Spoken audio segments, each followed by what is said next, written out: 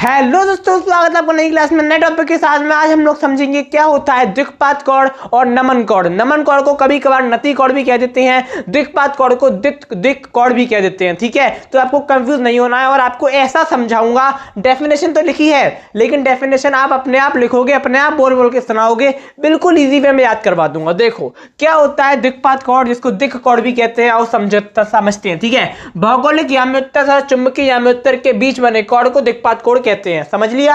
आगे समझ में? अरे मजाक कर रहा हूं, समझाऊंगा, नो टेंशन। समझो, डेफिनेशन आपको सब पढ़ के समझ में नहीं आया होगा, नहीं आएगा, अब आएगा समझ में। हम क्या करें, जैसे कि हमारी क्या है, ये पृथ्वी है, ये हमारी क्या है, पृथ्वी है, ये क्या है, पृथ्वी है। ठीक है, अब हम यहां पर क्या ले लें, एक भौगोलिक याम्योत्तर ले लें। ये हमारा क्या है, ये हमारा जो है, इसे हमने क्या कह दिया, भौगोलिक याम्योत्तर कह दिया। और जो कुछ वैज्ञानिक हैं वो मानते हैं कि जो हमारी पृथ्वी है, उस पृथ्वी के केंद्र में चुंबक स्थित है। क्या स्थित है? चुंबक स्थित है। तो हम क्या करें, इसके केंद्र पर एक चुंबक मान लें। ये क्या है, एक चुंबक है। ठीक है ना। अब चुंबक है तो इसका कोई अक्ष भी होगा, तो हमने एक अक्ष मान लिया और इस अक्ष को हमने कह दिया चुंबकीय याम्योत्तर। क्या कह दिया? चुंबकीय याम्योत्तर। ये हमारी पृथ्वी है, ये हमारा क्या है, ये हमारा क्या है, ये हमारा है भौगोलिक याम्योत्तर, और ये हमारा क्या है, चुंबकीय याम्योत्तर। ठीक है, तो भौगोलिक याम्योत्तर और चुंबकीय याम्योत्तर के बीच बना, ये के बीच बना जो कोण है, वही आपका क्या होता है, द्विघात कोण होता है। अब आया समझ में या नहीं आया?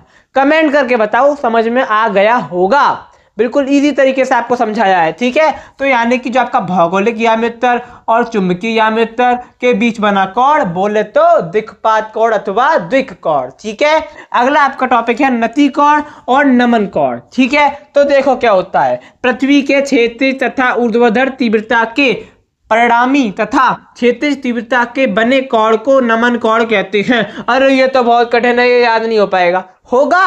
होगा, सब याद होगा। क्लास 12 बोर्ड एग्जाम में टॉप करना आपका एक सपना है, उसको साकार करने के लिए मैं 50% मेहनत करूंगा, आप 50% मेहनत करोगे। आपको हाई क्वालिटी का जो कंटेंट है वो दूंगा, तब आप अच्छा कर पाओगे। मिलकर करना होगा, करेंगे। ठीक है, तो समझेंगे, मिलकर समझेंगे, नो टेंशन। ठीक है, अब यहाँ क्या लिखा है, क्षैतिज तथा ऊर्ध्वाधर। अब आप जानते हो अच्छे कितने, एक आपका क्षैतिज अक्ष होता है, एक ऊर्ध्वाधर अक्ष होता है। ठीक है ना, तो ये हमने क्या बना लिया, एक क्षैतिज बना लिया। ये कैसा अक्ष है, ये क्षैतिज है। ये आपका कैसा है, ये आपका ऊर्ध्वाधर है। ठीक है, ये आपका कैसा है, ऊर्ध्वाधर है। ये कैसा है, क्षैतिज। ठीक है, और ये कैसा है, ऊर्ध्वाधर।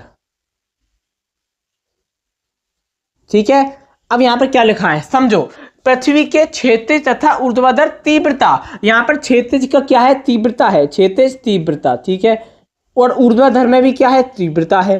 ठीक है, क्षैतिज तथा ऊर्ध्वाधर की परिणामी यानी कि अगर हम निकालेंगे तो परिणामी ये हो जाएगी, जिसको हम क्या कर देंगे, आई से निरूपित कर देंगे। ये आपकी क्या है, परिणामी तीव्रता है। ठीक है ना, परिणामी क्या है, परिणामी तीव्रता, क्षैतिज और ऊर्ध्वाधर की परिणामी तीव्रता। ठीक है, इतना समझ में आया? तो मैंने क्या बोला, पृथ्वी के क्षैतिज तीव्रता तथा ऊर्ध्वाधर तीव्रता की परिणामी तीव्रता और क्षैतिज तीव्रता, परिणामी तीव्रता और क्षैतिज तीव्रता के बीच बना जो कोण है, ये जो कोण बन रहा है, यही आपका क्या है, नमन कोण है। आया समझ में? एक बार और देखो, मैंने क्या बोला, पृथ्वी के, अब डेफिनेशन मत देखो, ये देखो, पृथ्वी के क्षैतिज तीव्रता और ऊर्ध्वाधर तीव्रता, क्षैतिज तीव्रता और ऊर्ध्वाधर तीव्रता के बीच में क्या है, एक परिणामी तीव्रता है। तो परिणामी तीव्रता और क्षैतिज तीव्रता, कौन सी तीव्रता, क्षैतिज तीव्रता के बीच बना जो कोण है, वही आपका कोण क्या है, नमन कोण है। क्या है,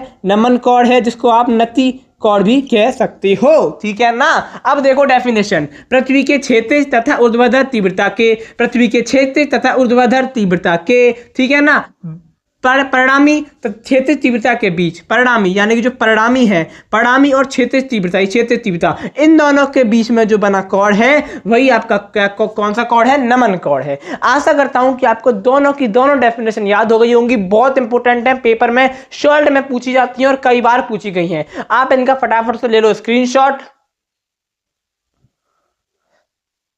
अब मैं आपको मिलूंगा एक और नई क्लास में नए टॉपिक के साथ में, और अगर आप चैनल पर नए हो तो फटाफट से कर लो सब्सक्राइब। ठीक है ना, मैं आपको मिलूंगा एक और नई क्लास में नए टॉपिक के साथ में। तब तक के लिए जय हिंद, जय भारत।